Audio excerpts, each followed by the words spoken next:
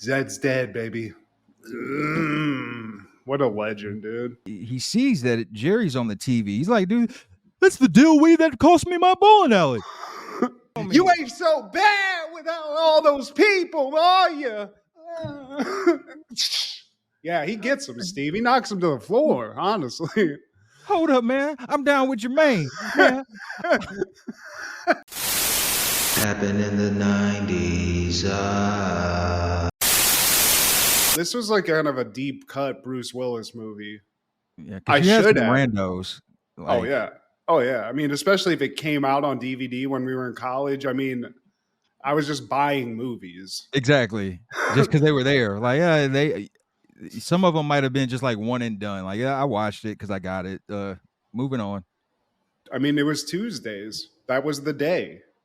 Physical DVDs were released on Tuesdays. We'd go to Myers, we'd go to Best Buy, and I'd go, Way of the Gun. What's that? I'll just, fuck it. I'll get it. What was the one? You worked at Giant Eagle, right? Yeah. Yeah. Like, they just made that. I think, like, you were like one of the first employees. I was one of the first employees. Me, a couple old ladies. Yeah, dude, you want a great job, everybody out there. Get a job when they're first building a business, and all you have to do for months is just put together shelves. And if you work at a video rental store, which you never will because they don't exist anymore, you got to just take the DVDs out of the case and make rewrap the case in plastic so we could put it out on the shelves. And that was my job for months. So all I got to do was go, what the fuck is this movie? I guess I'll be taking this home with me tonight. That's how we got Baby Boy, Steve. That's how you got Baby Boy. Dude, I was talking about Tyrese today with the wife, and she was like, I'm not really like a huge fan of Tyrese's music as much as his acting. And I was like, I kind of get that, but you got to hear that Baby Boy soundtrack, hear that song. He's just a baby boy. He's not the real McCoy.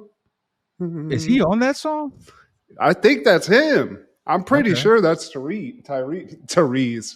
Yeah, working at a video store was tight. We were talking about Bruce Willis, Steve, before we started here.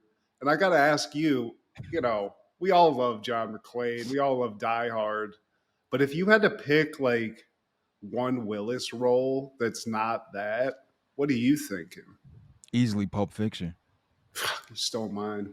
Easily. Totally stole it. But I will give you a nice second. I mean, that's very easy. But a nice second that I think is a slept-on movie because it's got two legends. The Last Boy Scout. Oh. Yeah, dude. But you got to go fucking Bruce Willis just beating up a couple of men rapers in a basement.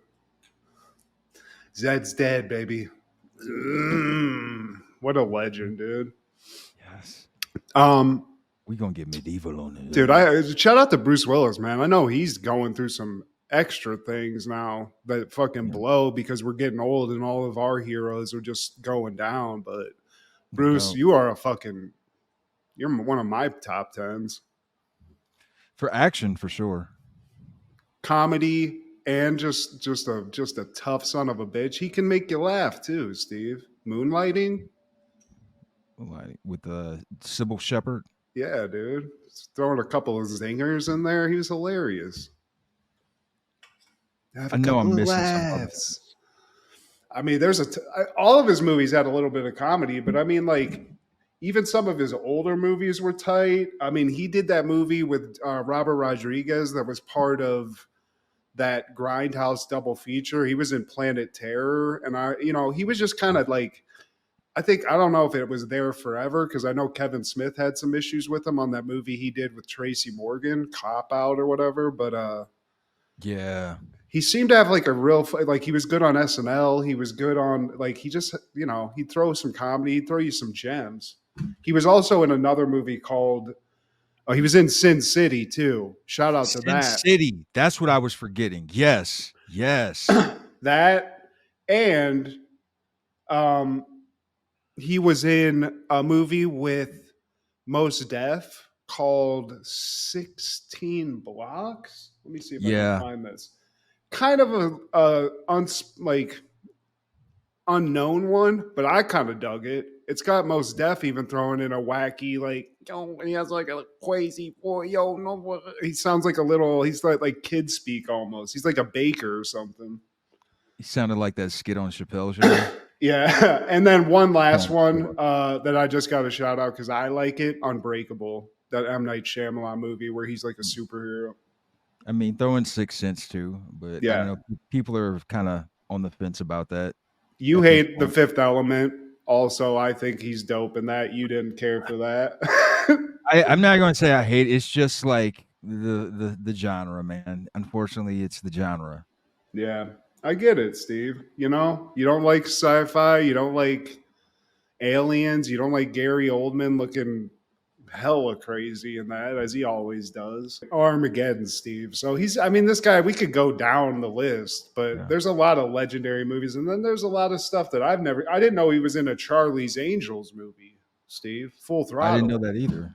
Well, at that point, I checked out on that. I saw the first one. And we're also going to be talking about, in my opinion, one of the best R&B albums, the best R&B singer of all time. He's the king of R&B, R. Kelly, man. He's the Pied Piper, Steve. Yeah.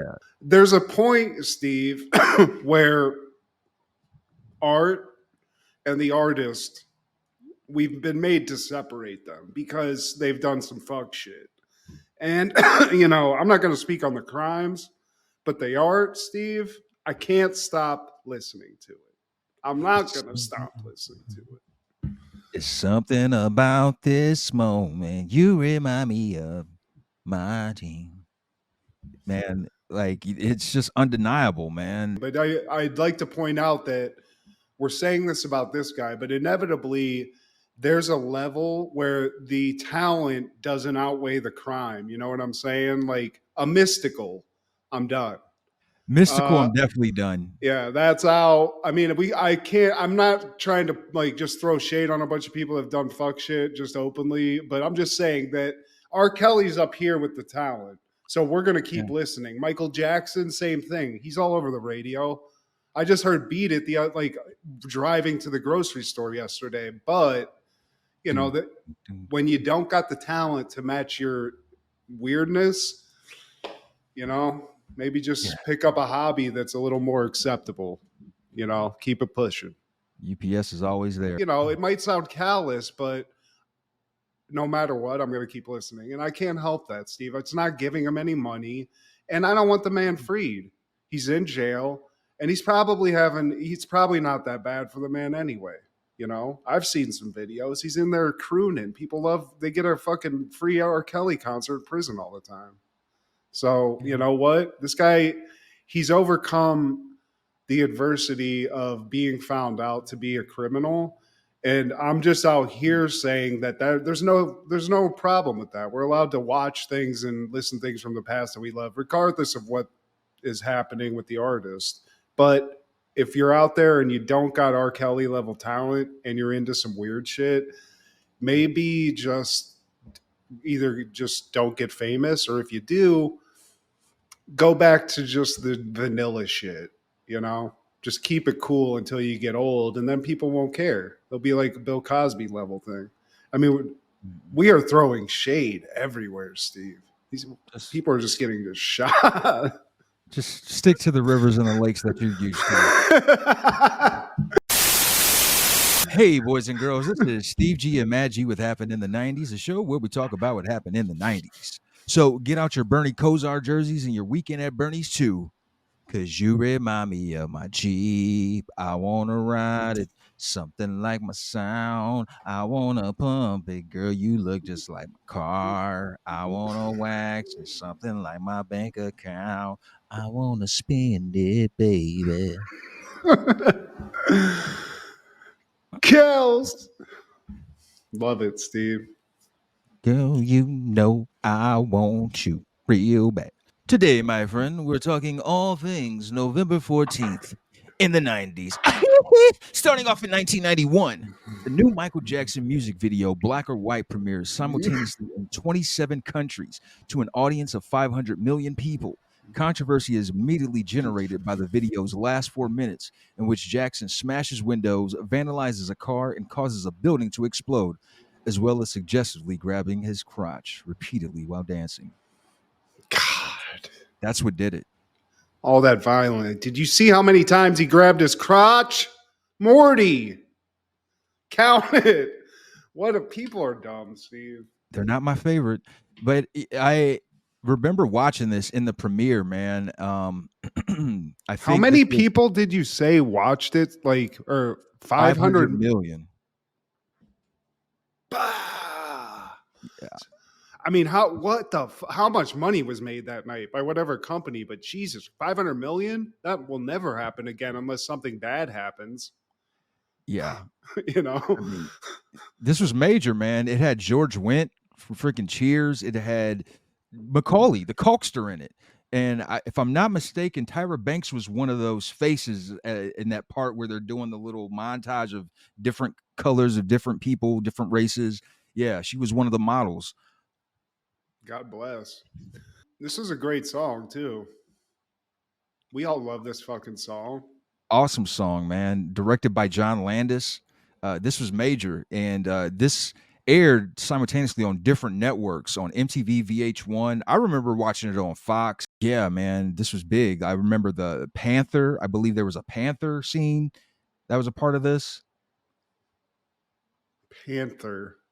I'd have to go back and watch it again, but to have John Landis directing your music video, in the 90s, there were like people like Hype Williams who were like strictly there to do like, I mean, he made movies, but he wasn't like a movie director like that. It wasn't like Spielberg Yeah, was making a video. yeah, So I was just like, was amazed. Like, that's how big of a star this guy was. It's hard to quantify now because his name's been tarnished. And if you weren't there to see the height of it, like in the early 90s and the late 80s, like when we saw it, Steve. we saw it, man. There was shit before that, but we saw like the tip top of it. And it's crazy, dude. And to have something simulcast on all these networks that weren't at the time owned by the same company, I don't think. It's not like now where like Disney owns everything. It was probably a process to get all this to happen. You know, you were selling it to different agencies and shit. So that's crazy. And they all played it at the same exact time. Same exact time, like a world premiere, not just country. Damn. Yeah, this was a world premiere. And you remember how in those concerts, man, like all the Asian people passing out, like in Yeah. China and Japan and Yeah. shit, man. Yeah, he's the biggest star. I don't know of any other person that's going to come close. People talk about Beyonce and stuff, but like, man, no, dude, there'll never be another. I think that there were people that attained like that frenzy thing, like the Backstreet Boys and stuff like that, where you saw like people trying to like push buses over and stuff. Like it was just like a crazy reaction. But his was like one, he got that, and it was like sustained. Like it wasn't like for a couple of years. It was for like a decade or more than that. I mean, he was doing it since he was a freaking kid. But yeah, dude, it is wild to think about that. And to, like now, it doesn't seem weird. Like, oh, all these places played it at the same time. It's like that's our reality now because one company owns everything, or we're watching YouTube or something like that. But back in the day, to have that happen for a music video, you know what I'm saying? And on top of that, man, Fox got its highest Nielsen rating from this video, man. You have to think about all the Super Bowls they've aired, all those Simpsons, and all those like huge American Idol moments that they've aired. Like this is the biggest rating the network's ever seen. Crazy to think about. Some network guy was just like, "Oh my god, did you say 500 million?" Just uncontrollably busting, Steve. Out the seams, man. That following year, Nickelodeon broadcast the Kids' Choice Awards live for the first time. It's not the first Kids' Choice Awards, just the first one that's been televised. I get it, Steve. I never enjoyed this, but you know what? No. Have at it, guys. Me either. Don't care about any of these award ceremonies. Could give two shits about them. But I only want to bring this up because I thought the nominations were fucking hilarious. For favorite movie, it came down between The Addams Family, Boys in the Hood, and My Girl. Yeah. Wait, what was the last one? My Girl. Oh, I thought you said Michael. I was like, the John Travolta Angel movie? What the fuck? But get this, favorite movie actor was Arnold Schwarzenegger in Terminator 2, Ice Cube in Boys in the Hood, and Kid and Play in Class Act. Like they shared the nomination. Like they're Siamese twins. And favorite movie actress, Whoopi Goldberg in Sister Act, Julia Roberts is Hook, and Michelle Pfeiffer is Batman Returns. I thought that selection was pretty cool. But the TV shows came down between Beverly Hills 90210, In Living Color, and Fresh Prince of Bel-Air. Favorite TV actor, Bill Cosby, Luke Perry, and Will Smith. Nice. Nice, guys. Favorite TV actress, Roseanne Arnold, Christina Applegate, and Jenny Garth. That's kind of random. Favorite musical group or male singer, Criss Cross, Boyz II Men, and Hammer. Favorite female singer or group, Paula Abdul, In Vogue, and Mariah Carey. And they had a special recognition, a Hall of Fame that they gave to Arnold Schwarzenegger, Bill Cosby, and Michael Jordan. So there fun you go, fact. guys. Bill is getting a lot of accolades from the kids, Steve. Hey, it was 92, man. He was still safe in these streets. I'm the same way with the award shows. I don't give any shits about any of them. There was a small time in the 90s like the 90s when the MTV Movie Awards, I would tune in because invariably Adam Sandler, Jim Carrey, Will Smith also would give these crazy speeches and stuff, and they had some fun stuff to do in it. But other than that, the actual awards. Yeah. And that following year, 1993, Married with Children is airing season 8, episode 9, No Ma'am. The women take over the bowling alley and the nudie bar. Al and his group are furious and create the No Ma'am group. Hilarity ensues. Yeah, we got to get these shirts out, Steve. I'm sorry. It might have a weird reaction now, but, for those that know, they know. If you know, guys. And I support this, but there's a weird skew in this, Steve, that I'm confused on. We'll get to it because there's a cameo in here, which I love.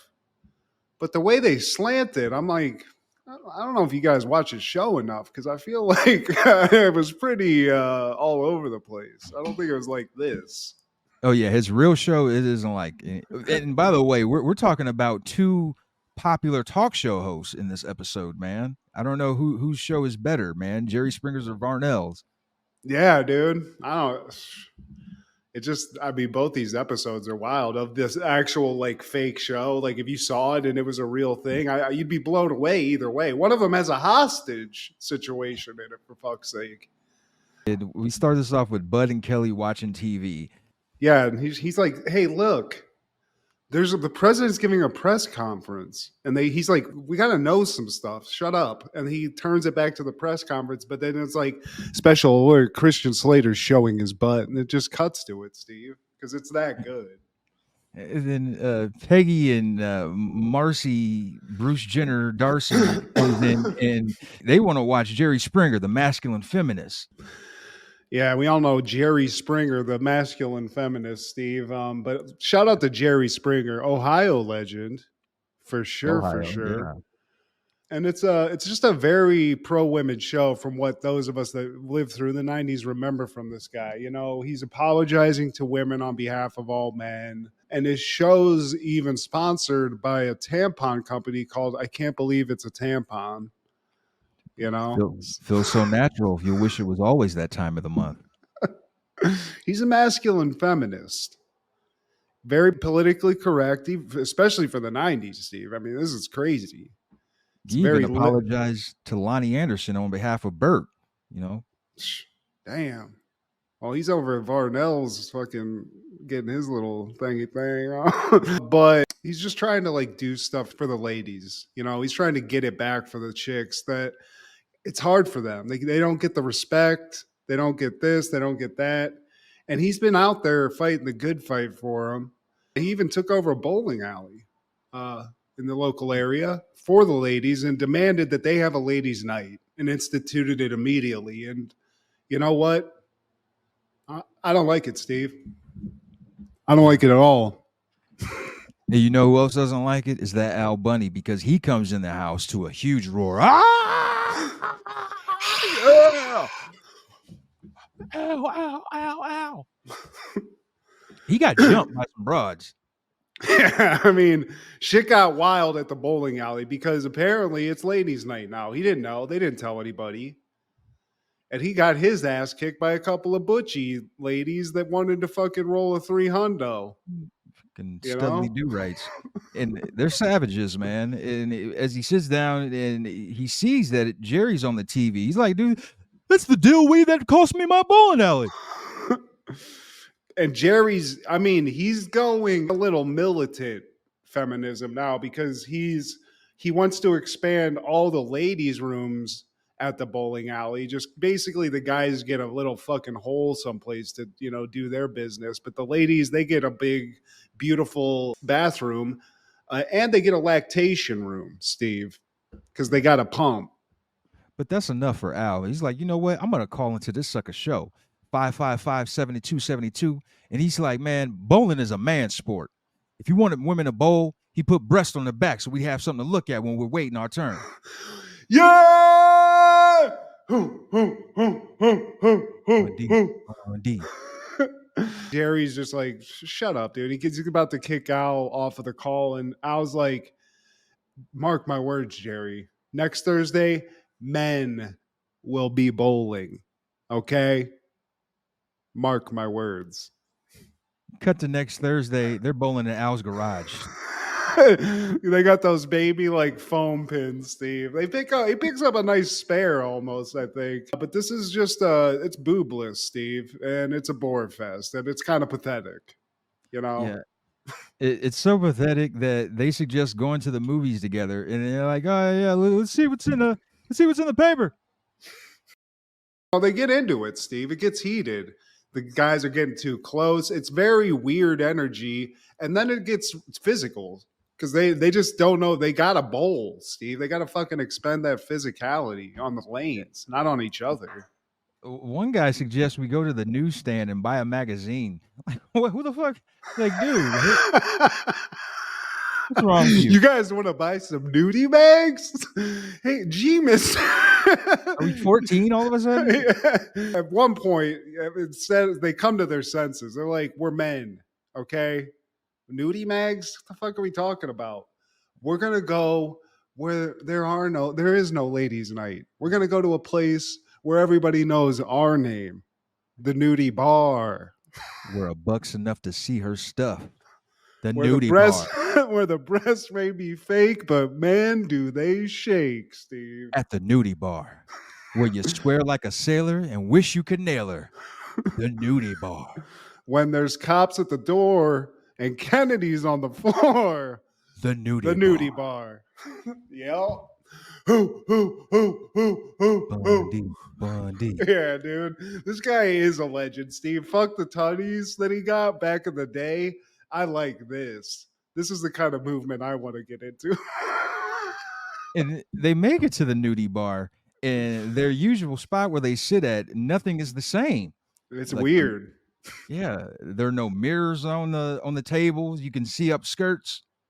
Yeah, there's no lights, there's no black lights, there's nothing. There's not even like bass music. It's just kind of has like a tea room energy almost, Yeah, this ain't my normal get up, man. And then all of a sudden fucking Bruce Valanche comes out and with a poem talking about her ovaries. My egg, my egg. My egg. And then someone throws an egg at her. It begs to be the father of my eggs. Yeah. But Al's like, you know what? Fuck it. He still has some singles. Yeah.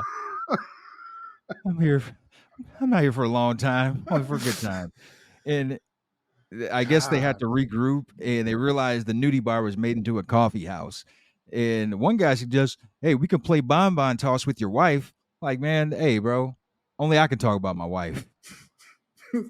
Don't you fucking say shit. And I mean, Al's like, he's crushed, dude. That was his only play. There's no man cave in this house.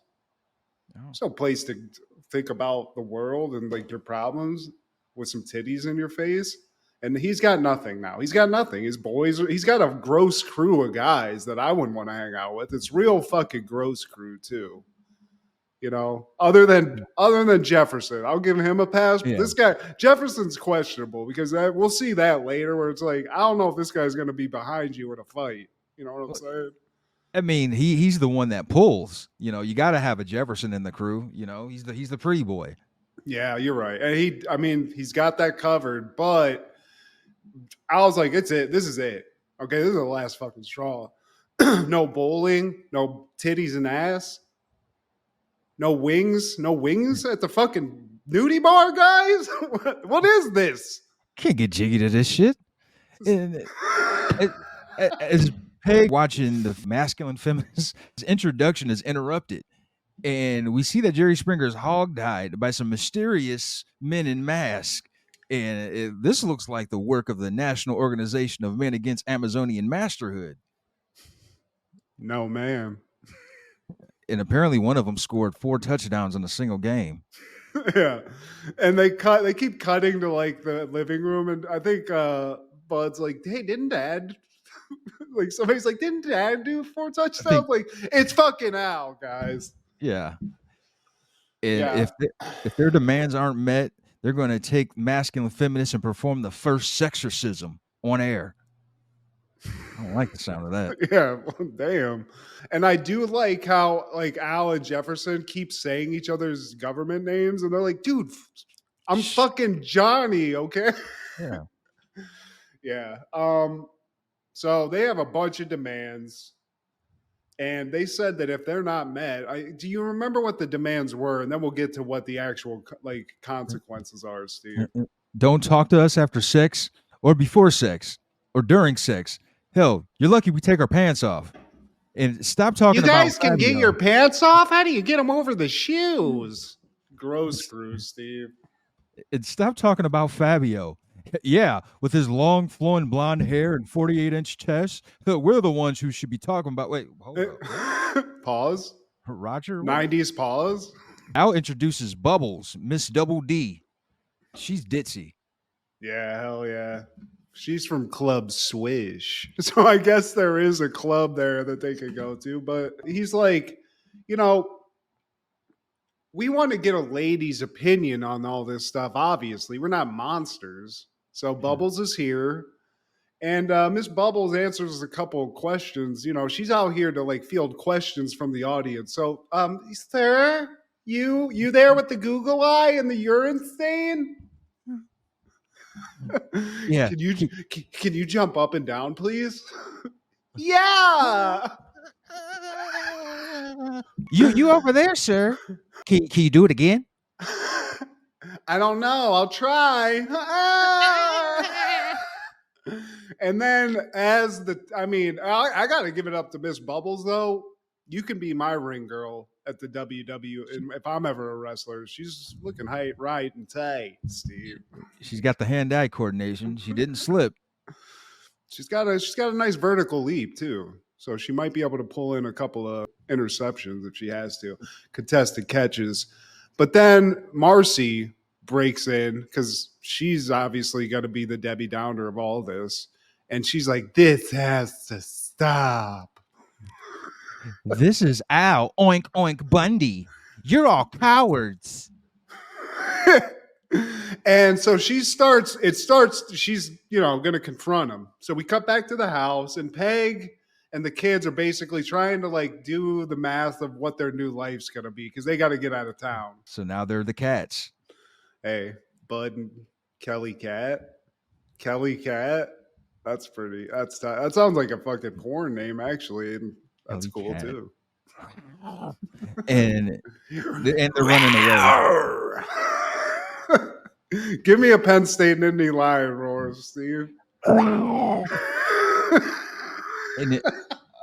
And now, like the cats, they're running away. They don't want anything to do with Al now. Al and Marcy, they have a little showdown, one of many. And she tells him, like, the only reason we talk to you after sex is so that we know when you're finished. You're a chicken. If it's true he spends so much time in the kitchen, why do you spend so much time in the bathroom? Because you're a chicken. You have no leg to stand on because men need women more than women need men. And this is not coming from Matt G. This is coming from Marcy Darcy, Steven. You know, I want to just take a moment here and say that I don't agree with any of this, Steve. I'm a modern day feminist. Oh God. Oh my God. No, I'm fucking. I just wanted to see what your reaction was. So But cringe. that's an argument we hear a lot, right? That's the fun little argument that's always on TV. But again, Al's like he was flubbing this. He was Bidening this in this little debate they're having. He was just getting caught off guard. Marcy's hitting him with gut shots, and it takes him a second to kind of compose himself, you know? Yeah. And Al finally, within this conversation, is like, hold on a second, toots. This is no ma'am's country you're in. This ain't Lilith fair that we're talking in this. Yeah. So the next time you need some furniture moved or an engine replaced, yeah. Couple of jars opened, couple of peanut butter jars opened. So we're caught here, Steve. We're caught in this like debate. It's like, what's going to happen? Like, how does this stop itself? And how does it stop itself? The cops come busting. Because she does need some men, and in this special occasion, yeah, she called on a few gentlemen, and they come out, and one of the cops is like, "You again, Al Bundy? Damn. Hey, where were you when I got robbed? Where were you when I got robbed? Is that the masculine feminist? Tie him back up." I feel like that cop also, I've seen that cop someplace else. I was like, that guy looks so goddamn familiar, but. Well, he ends up being in the No Ma'am group eventually. Oh, well, maybe that's what it was. Yeah. This was the first time that No Man became a thing. This is the initial, yeah. Man, I thought it happened way earlier than season 8. That's crazy. Because Griff's not even there. His buddy Griff at the shoe store. Oh, yeah. And so now we cut to Al. He's back at that coffee house, which used to be a nudie bar, and he's working there. And my eggs. Yeah, Bruce Lange comes back up. Roseanne comes out with her egg, and Al, he has a spare egg to throw at her again. And he's got a gun, Steve. He fucking pegs that chick in the face. Hey, she man. looks like Mimi if she was goth. The degradation of Al in this episode. There's no winning in this. And I know this is basically, that's the tone of the show, but that's his life. He's still got pegged, though. You know, still got always that. Yeah, and the 4 touchdowns in a single game. On that same day in 93, Martin is airing season 2, episode 12, Hollywood Swingin' Part 2. Martin turns a talk show appearance into a spectacle. Hilarity ensues. Yep. And if you were tuning into our show last week, you remember us talking about part 1 where Martin, hung out with Varnell, got played. Stan played his ass, wanted him to wear some booty shorts with the ass out, and he quit. And now he quit because he wanted to go to Hollywood because Varnell had told him, if you're ever in Hollywood, I'll put you on the show. So that's basically a handshake agreement to Martin, Steve. So they're going to Hollywood, and now they're in Hollywood. Official, like the referee whistle, man. And we get the recap at the beginning. BDB, get your saddle. We heading out west.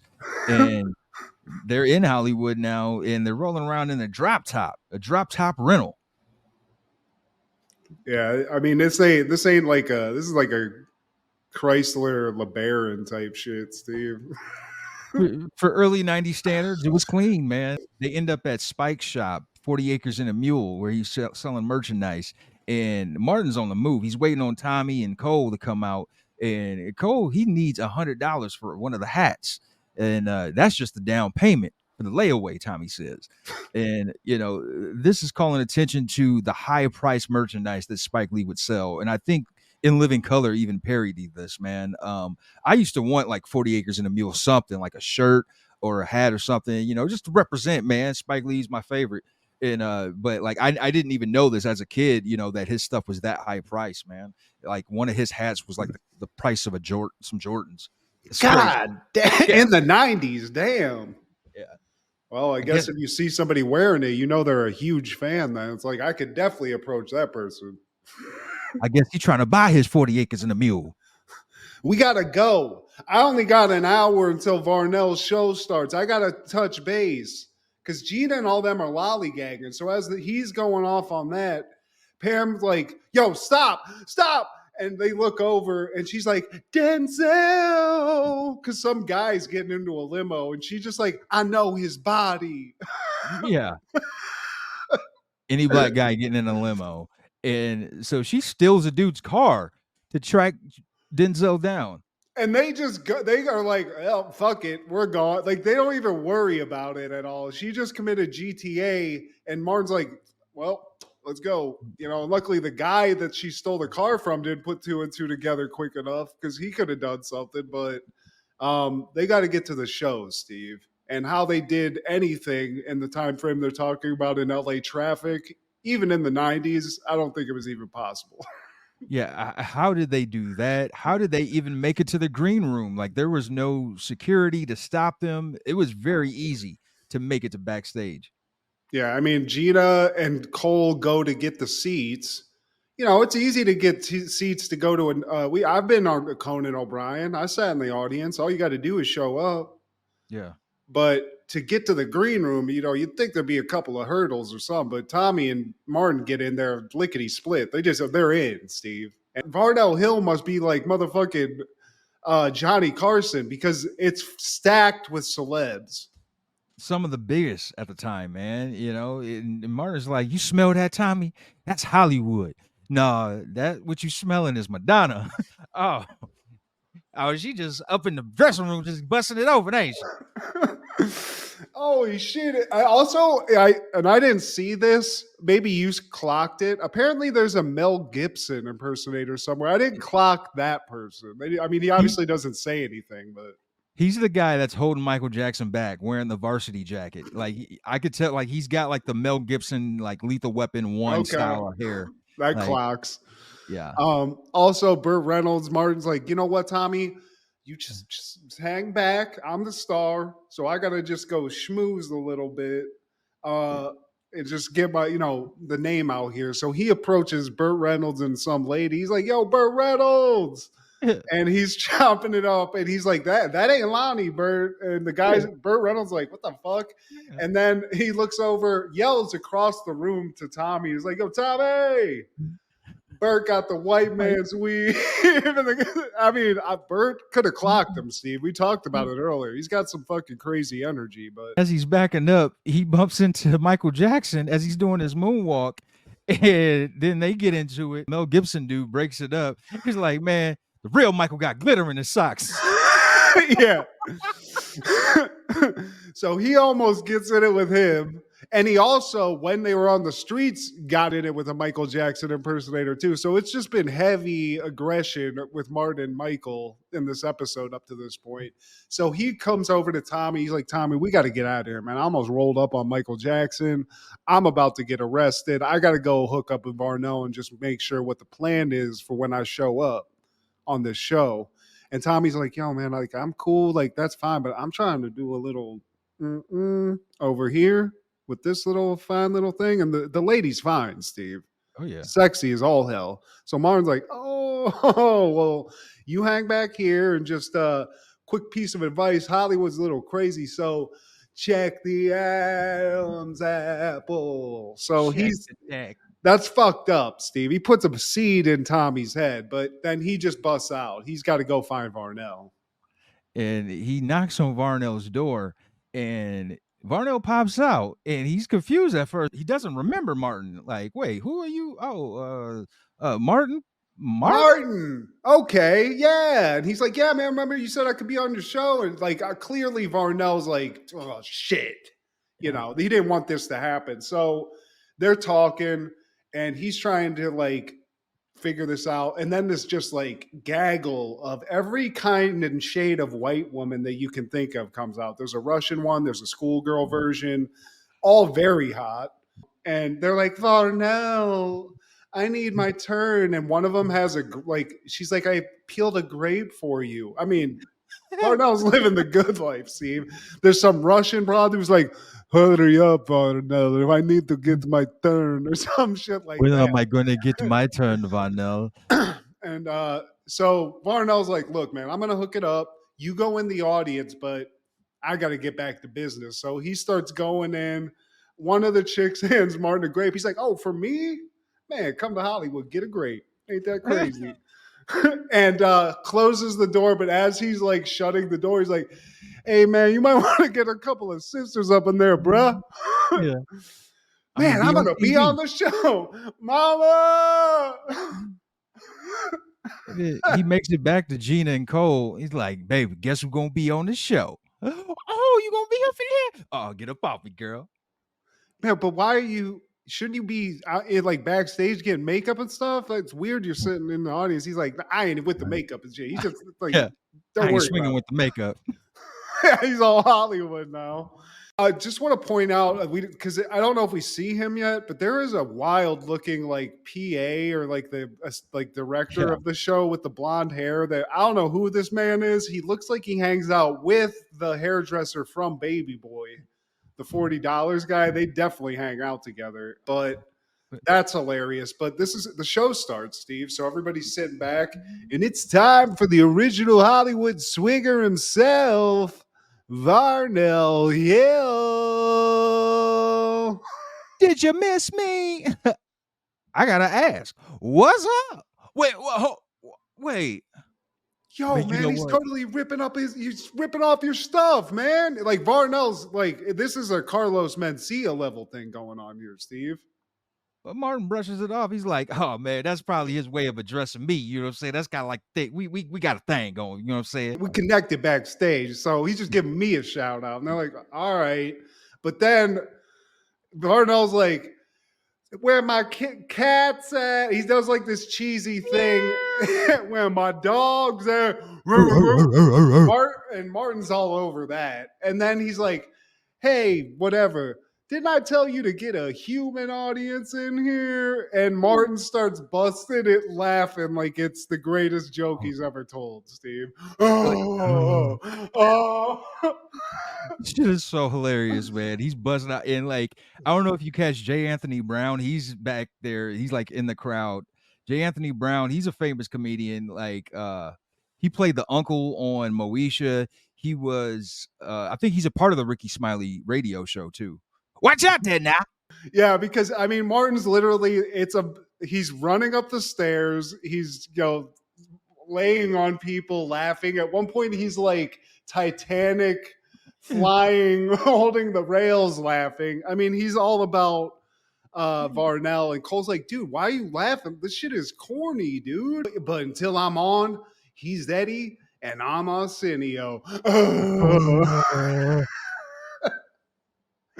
Oh my god, dude. So it's getting the show elapses a little bit. It's getting time starting to go, and then Varnell comes to do his little like ask the audience segment. So Martin's like, oh, clearly like this is it. So he's like getting ready for it. But what happens, Steve? Instead of talking to Martin, he comes up and talks to Fred Rerun Barry from What's Happening fame. And he's like, yeah, I want to introduce a buddy of mine, Fred Barry. He's just like, what's happening? And before he even gets to say anything, Martin comes up, he interrupts. He's just like, man, how you get up here? First of all, both of you looking glossy. How you get up here and talking about what's happening? Man, you better get the pop locking up in here. And crickets, Steve. He's bombing. And even Varnell looks over and is like, what the hell is wrong with you, man? So he just goes, and he's like, man, you didn't see, I guess nobody saw what's happening, but like, and then Varnell calls for Snooki, and Martin's like looking for him. Snooki gets behind him, and Martin sees him and just is like, really just goes back to his seat, Steve. And this is actually a little mini shout out, man, because Martin, this is where he got his start on What's Happening. They did a remake in the 80s called What's Happening Now, and he was one of the young stars on there, man. And that's obviously where he's famous from. This is I think the first time of What's Happening alum has showed up on the show, and two other castmates from that show would reappear, man. The guy who played Raj, as well as Shirley, she would appear on an episode, man. But backstage in the green room, Tommy is talking to an aspiring actress, and he's just focused on her neck. And while she's talking, he's like, you know what? It's the lighting. Is it the lighting? You So know, beautiful. Look up. Yeah. yeah. Let me just. And he like brushes her neck. She's like, "What the fuck are you doing?" He's like, Like, "Oh, I was just admiring your neck." yeah, it's a little swollen. Yeah, I just got over a cold. Oh, you just got over a cold. Look here, bruh. You think you had me fooled. You thought you had me, RuPaul. And then he gets up, and as he's leaving, he walks over to like the guy with the shortest of shorts, and he's like, "You need Jesus." He's out, Steve. He's done with LA. You know, Hollywood people are sick. And Gina, she tells Martin, like, you have to accept that it's not happening. 10 minutes. That's all you got left, man. It's not gonna happen. He forgot about you. He's like, that ain't gonna happen. That ain't happening, Steve. And Varnell introduces his musical guest, tearing up the charts, hotter than baked clams, Jodeci. And that's Jodeci, Steve. The real Jodeci, man.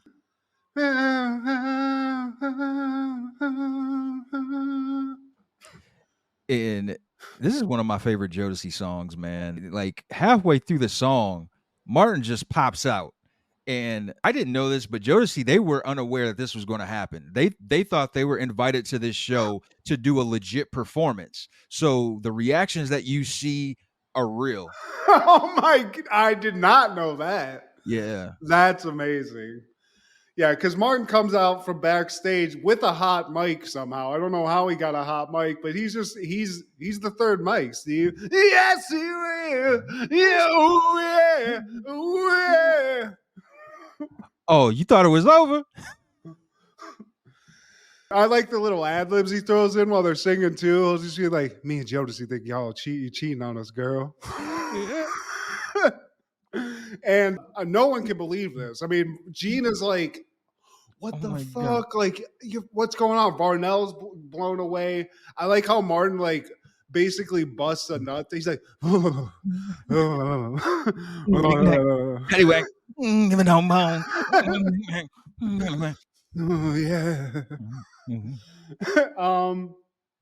And he gets some applause, right? So he even pushes Madonna, like after the song, he pushes Madonna. He's like, excuse me, ma'am. Like, it pushes her to the side, You might want to move around. sits down, starts like trying to talk to Varnell, and they cut to commercial. And Varnell's like, "Man, what the hell is wrong with you, man?" Yeah. Like, Varnell's pissed. The blonde guy's furious. He can't believe it. They might not even be on my show again, man. So he's like, "Dude, you said I could be on your show." He's like, "Dude, that's Hollywood talk, man. Hey, Rerun, how many times have I asked you to come to my house?" "A lot." "How many times have you come?" None. "What would happen if you did come to my house?" I'll probably get sprayed. Oh, so that's, and Martin's like, "Oh, so it's Hollywood talk, man? That's Top Hollywood of your talk?" ass, man. You know about what I'm talking about, man. Dude, also, just again, we talked about it last episode. Tommy Davidson, God bless you, dude. You are hilarious in this show. So all that Hollywood talk, the catfish, the Lake Varnell, all that. Yes, man. Snooky, do work. And Gina stands up because Gina's a real one, Steve. Hell yeah. And she's like, "That's fucked up, Varnell. You might be from Hollywood, but we're from Detroit." And then Cole stands up like, "Detroit the hell?" Yeah. And like, "That's not fair. You better give him his time. You promised him his time." And Varnell sees, and then like the audience starts turning on Varnell because of this. And then Varnell sees this and is like, "Man, you didn't think I was gonna give him his time, man? 3 minutes, that ain't nothing to me, man. That's fine. We'll give him his time. That's fine." So Martin's gonna get his time, Steve. And they come back from commercial. Martin's at the couch, and Varnell asks, "So, Martin, tell me how's your time been here in L.A.?" And then right when Martin talks, they're like, "Cut!" Like, yeah. So you train the monkey to talk in Hollywood? I was like, man. So like, I'm talking to the monkey, right? Like, We're done. It's over. The lights go out. He confronts Varnell. He's like, that's my time? He's like, yeah, man. And then he like Martin puts him into like some kind of like a chokehold or some shit. you think I'm having a mental conniption or something? You know, you have been a thorn in my ass.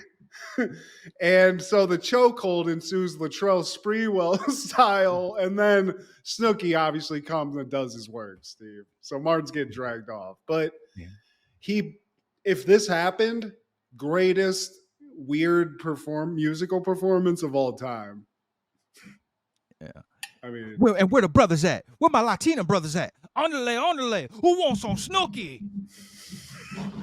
so we cut. It's a disaster. Martin's on the phone with Stan. He's like, man, Stan, I'm out here in LA. It's not what I thought I was. I want my job back. And he gets his job back, Steve. So it's fine. Everything's fine. You know? For now. Yeah. So he hangs the phone up, collects himself, and then turns around, bumps right into Michael Jackson again, Steve. MJ's there. MJ steals on him. He's like, man, I know Michael just now. He didn't just swing on me. You ain't so bad without all those people, are you? Yeah, he gets him, Steve. He knocks him to the floor, honestly. Hold up, man. I'm down with Jermaine. Man. I like how Michael does it too, because he's like, Tito, and Martin's like, what? And he just fucking hits him. Michael's a fucking sinister guy, Steve. This guy can fucking dirty fight like a motherfucker. I bought Latoya's whole album. And then we cut back to Pam. She makes her way all the way to what she thinks is Denzel's house. And it's not Denzel at all. The guy rolls his window down and he's like, I'm from Africa. I don't know this Denzel. But even though it's not Denzel, clearly just like a loaded dude, seems handsome, nice little African royalty of some kind. So he's like, would you like to join me in the limo? And she's like, well, shit. Okay. Gets in. But then the guy goes in on that buckshot, Steve. Your buckshots are making me homesick. May I call you Beady Bead? And Pam, if I was in LA, you could have hung out. Come to Van Nuys. But that's it, Steve. That's Martin's time in Hollywood for now. You know? One of the greatest cameos in the show's history, man. Check out Varnell Hill t-shirts coming soon to the Happen in the 90s merch store. I do the Cabbage Patch. Shaboing boing. On a Varnell man tan. Did you miss me? 2 years later, the Far Side will release Lab Cabin California. And I really love this album, man. They had an eclectic style to them. This is the one with They Keep Running Away. Oh, hell yeah. That's tight. I was trying to place them. I'm not a Far Side fan, obviously, but that song is dope. I am a Far Side fan because that's them. And do you remember the song Drop? No. This was a Spike Jonze video, I believe. Spike, he always had like a weird style to his videos. He would always, all of them are different. I'm reading the description of the video right now. That's the one where it's like filmed backwards. So it's all like weird movements and shit. Hell yeah. Shout out Spike Jonze too. That's another 90s legend. Unsung hero. And of course the Buddy Holly video, man.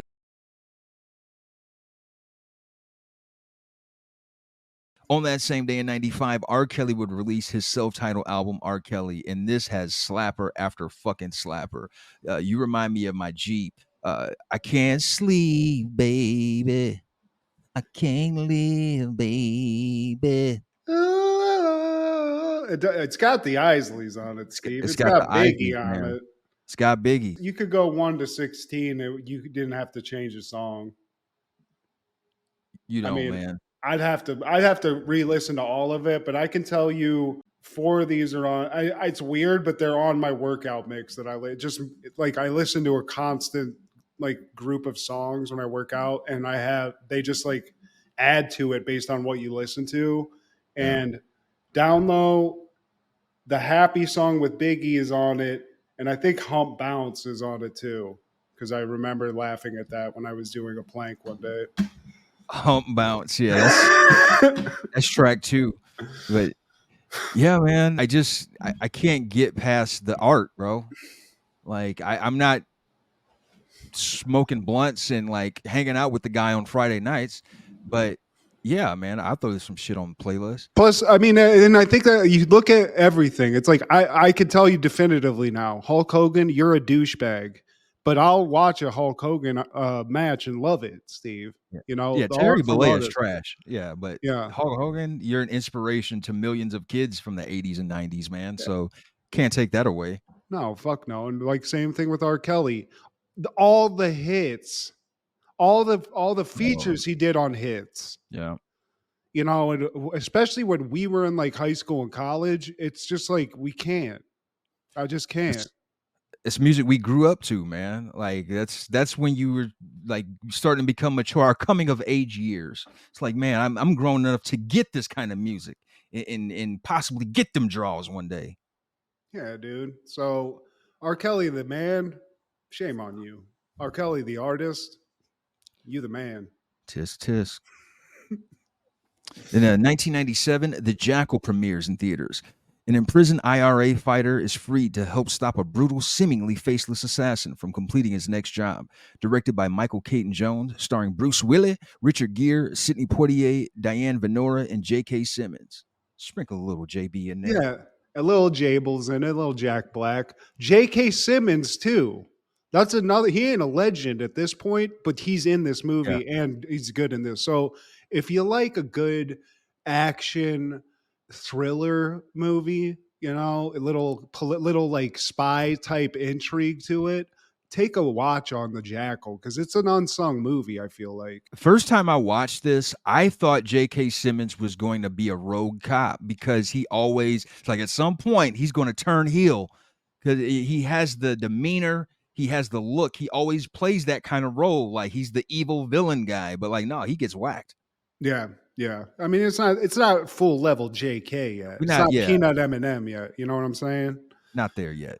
But you know, you got Richard Gere putting on a decent Irish accent because I feel like he's like in prison because he was in the IRA, if I remember, and Yeah. he's like one of those where they pull out like this dangerous guy because he's the only person that can figure out where this Jackal guy is, and the Jackal's Bruce Willis, and he's like a Mission Impossible level assassin bad guy who's just like a hired killer who is this ghost of a person he can manipulate his face. He always has different wigs, facial hair, you know, throw on an accent.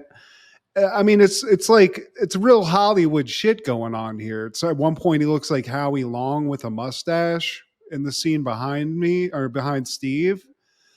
But great shit. And the greatest scene, you can look this up if you just want to watch this. He gets Jack Black, who's I think like some sort of tech arms dealer person in this movie, Steve. I don't remember. Yeah, and he has a black name, if I'm not mistaken, man. Lamont. His name is Ian, but his last name is Lamont. That's what it was. Ian Lamont. Lamont. Because fucking Willis is like, hey, Lamont, run. Big Yes. dummy. So he gets like the coolest weapon I've seen in a while. He gets like this remote controlled sniper rifle machine gun. I mean, it's some tech, Steve. It's some crazy shit. Looks like some Nerf type gun, man. But it's Yeah. real. It's like a tank gun that he can control. Like, and it's, you know, it's his. So he's on this assassin move. He's put together all these pieces as they're chasing him. And you know, Richard Gere's gonna get his in this. He's chasing him. He's got that Irish tenacity. He's high-chaying over. You know, I remember there's like scenes in a boat. There's, you know, it's just craziness. There's a lot of people getting shot. Jack Black gets his arm blown off and gets turned into Swiss cheese. I felt so bad for Jables, man. Like they killed my bro. Like how they shot his arm off. He can't rig a goo. How he gonna rig a goo? Cricket. Go. My butt cheeks is cold. Yeah, but this is one of those. There's a lot of weird action movies. There's a movie with Val Kilmer called The Saint, where it's Covered it. almost where it's like this, but in the reverse, where Val Kilmer is like he does all the disguise shit and he's running around. So it was just cool action movies like this that kind of went under the radar, but this is a good one, dude. But I like the Jackal better than the Saint. The Saint bored me. And I said this off camera, man, but like you never see Bruce Willis playing the villain, man. He's typically the hero, just Yeah. here to save the day. And it can't overlook Sidney Poitier, the legend. They call me Mr. Tibbs. Like, man, like you fit all of this in your budget. R.I.P. to that legend too. It is crazy. I mean, it's Sidney Poitier. I mean, he's a cop. He's running around. This isn't like some like role where he just like phoned it in. It does have It's crazy they got this amount of stars. I mean, maybe Bruce Willis was just like, hey, I want to make a movie, and that's how this happened. But this is a good one. This isn't like Twister or some shit where you're like, I think it's pretty good. This is pretty fun, like for everybody. If you're into some violence. And in the end, Sidney Poitier does Richard Gere a solid because of his work saving the first lady. She almost got assassinated during her speech, and because of his pull, now he's got a little clout within the organization. He basically just lets Richard Gere walk off scot free because I don't think initially they were going to let him go. You're like, oh no, your deal is done. You got to come back. It's like, well, you're not obligated to, basically. Yeah, all that gerbil stuff. We erased that. Yeah, off the You're record. good to go. Go back to Ireland with your weird ass. That following year, 1998, the final episodes of Animaniacs and Pinky and the Brain would air. And if I'm not mistaken, Matt, aren't they both spinoffs of Tiny Toons? No, I think Well, I don't know if spinoff. Maybe they appeared in Tiny Toons, but no, I think Steven Spielberg created this was like a Steven Spielberg product, and That's the tie-in, probably. Yeah. But I like Animaniacs. Pinky and the Brain was just like a little short that they showed as part of the anime. It was like on the same show, if I believe. True, but it would also have its own show as well, man. Pinky and the Brain would air 65 episodes. It would have 96 segments, so some of that 96 would go to Animaniacs. Okay. While Animaniacs, they aired 99 episodes with 274 segments. I like Pinky and the Brain more. I liked Animaniacs. It just never grabbed me completely. You know what I'm saying? It's not on the same level as other cartoons to me, but I dug it for all of the tie-ins that they did with Warner Brothers properties. Yeah. They throw a Batman in there or something, which I always enjoyed. And for Pinky and the Brain, Maurice LaMarche, the voice actor, that guy's a legend, dude. And that's why I think Pinky and the Brain is so good because they have people like that. He's the brain. He's the Orson Welles voice. Yeah. He does a great impersonation because there's a video of Orson Welles recording a pee commercial where he goes off. I remember we used to watch it. We watch it all the time. Yeah, hell yeah. So check that out too if you ever get a shot. In that following year, 1999, Survivor Series 99 is aired from the Joe Louis Arena in Detroit, Michigan. Even though this is the Attitude Era, in my opinion, the greatest era, this wasn't the best pay-per-view, man. And I'm only saying that because, okay, I like how they stuck with the tradition of the 4-man teams, but the pairings were just so off, man. You had the Headbangers paired up with D'Lo Brown and the Godfather against Bradshaw, Farouk, and the Dudley Boys. And Bubba Ray, I think this might be the Dudley Boys' first event with WWF since leaving ECW. And he wanted to know if he could get some hoes. And Godfather. I love that, dude. Yeah, guy was like, man, hell no, man, get the hell out of here. But this also is Kurt Angle's debut. Okay, legend. Yeah, he had a match with Sean Stasiak. I don't know if you remember him. Wasn't he a football player, wrestler?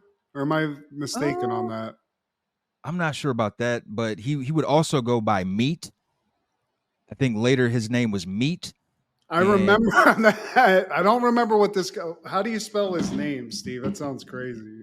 Sean, yeah, it is ridiculous, man. Sean Stasiak, Stasiak.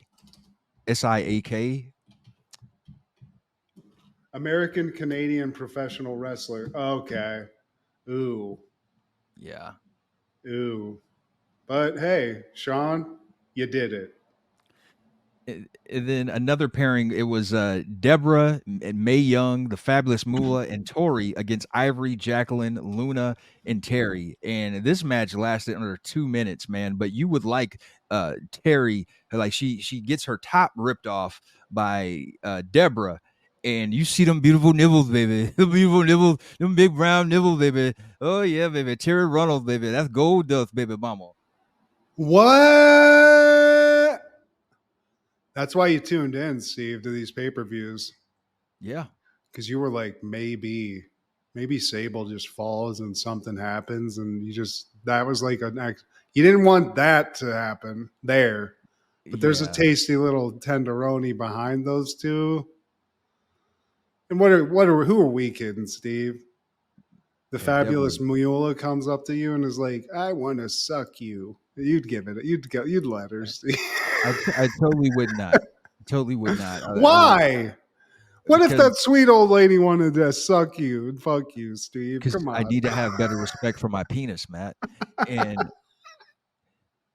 this is the first time Big Show won the match or won a belt too. Like I think it was supposed to be Stone Cold in the main event, but Stone Cold gets ran over by a car, and yeah, he had to sit out for a little bit to get some surgery done, I think, to his neck. I think he's still dealing with that deadly power driver he got from Owen Hart, man. So he sat out for a little minute. And so Big Show, he comes into the main event against The Rock and Triple H. And yeah, man, we get a young giant, young Paul White getting his first strap in this. I like how when the hoes are out and Jerry says, she could suck the numbers off my credit card, I'll tell you. That's great. Any callbacks, honorable mentions, canker sores? Excuse me, Steve. I'm gone.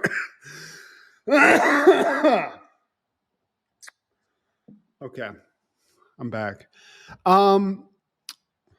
Anything that I want to point out here. You know what? I don't have anything in mind. It's been a rough week in the Matt G household. But just want to shout out to the Jackal one more time and Bruce Willis specifically because the man is. Would you say he's top 3 action stars, Steve? Easily. So yeah, respect the name, respect a legend while he's still on Earth. And I know he's going through some awful shit, but dude, that guy is a fucking badass. So shout out to just Bruce Willis. How about you? Bruce Willie, man. Quite a few things, man. 1991, 90210 is airing the episode Euphoria. And this is why I said Emily's not the one for Brandon, Matt, because they go to this rave party, this underground club, and she's telling him, she's trying to coax him into taking this pill, Euphoria. She's like, no, I don't do drugs. I don't smoke. I don't drink. I don't. So he's like, you know what? You want some water? Okay, I'll go get some water. She Bill Cosby's Brandon. And Brandon, man, he's having the night of his life. He's like stepping out of himself, and all his friends, his sister even is like, Brandon, you're not being yourself. And then when he realized that she slipped him a pill, slipped him a Mickey, like it was all done, effective immediately. We're no longer together. And the next episode, Matt, is crazier. Emily, yeah. Man, Emily. What the hell, yo? She's not the one. This bitch is bad news. One episode, she's in a kid fucking shoots himself. The next, she's slipping a kid a Mickey. Yeah, fuck's bitch, going I told on you, here? I don't do drugs. I'm Brandon Walsh. Captain America, bitch. Oh, I saved the baby. 1999, Futurama's airing Fry in the Slurm Factory. I kind of wanted to do this one, but it's like, man, the other two are hard to deviate from, man. But RIPs are in order, man. RIP to Quincy Jones, man. To call him a legend is an insult. I feel like he's a production god. He is the best producer of all time, man. You know, obviously he did the stuff with Michael Jackson, Thriller, Bad, but even before that, like, you know, he was working with Miles Davis. He's also tied into Fresh Prince. He's a part of that universe. And, you know, his daughter was engaged to Tupac Shakur, his oldest daughter, and his younger daughter is a great actress, man, in Community, or no, not Community, but Parks and Rec, man. So like, he just That's Quincy Jones's daughter. uh, is it Rashida Jones? Yeah, Yeah, holy shit. yeah, That's man. royalty, dude. That's crazy. I didn't even know that. And I can't overlook that he did the greatest theme song without lyrics ever in Stanford and Son theme, man. Damn. Yep. Dun, dun, dun, dun, dun, dun, dun, dun, dun. So RIP to that legend, man. I mean, there's so many accolades. Like Stevie Wonder, he worked with all like the Motown people. But yeah. And also RIP to Tony Todd, aka Candyman. Damn, dude. That one fell under my radar. I didn't even know that. When did that happen? This happened over the weekend. Damn. Tony Todd's a legend, dude. That guy was in like, I mean, obviously the Candyman, but that guy he was a scary, crazy dude in a lot of good movies, you know? He was, I Yeah, forget man. what the other movie he was in. I just saw where he just played like, I think he was like a second in command in some like, maybe he was in The Rock or something. It was some like movie with a bunch of like dudes with guns. I don't know. Yeah, he was in other roles that weren't horror. Like I randomly remember seeing him on Lean on Me. He was one of Morgan Freeman's like teachers at the school. It's like, wait, hold on, is that Candyman? Oh shit, that's Tony Todd. So like, yeah, he'll pop up randomly, man. But yeah, RIP to both of those legends. And please like, share, subscribe, and comment. Please tell your sister to do the Cabbage Patch. Kiss a pretty lady and signing autographs is the Varnell Man 10. Shaboing boing. Varnell Man 10. Check out Food Show Fanatics as well as Crushgasm and our guy Clark the Shark. That man is salt of the earth. I can't believe you're from Philadelphia on Podcastle. Yeah, dude. He's the anti-Philly guy. He's the man who's actually making me reconsider my thoughts on Philadelphia, Steve. And I Because don't if like that. it created him, so it's got to have some like goodness in it. So shout out to Matt Clark for, I mean, making me almost flip flop on my hatred. Yeah. I love him, Matt. You're a fucking legend, dude. And he's a fucking award winning everything Award-winning. at this point. This guy's getting trophies on trophies. That's how we should be addressing him Congratulations. now.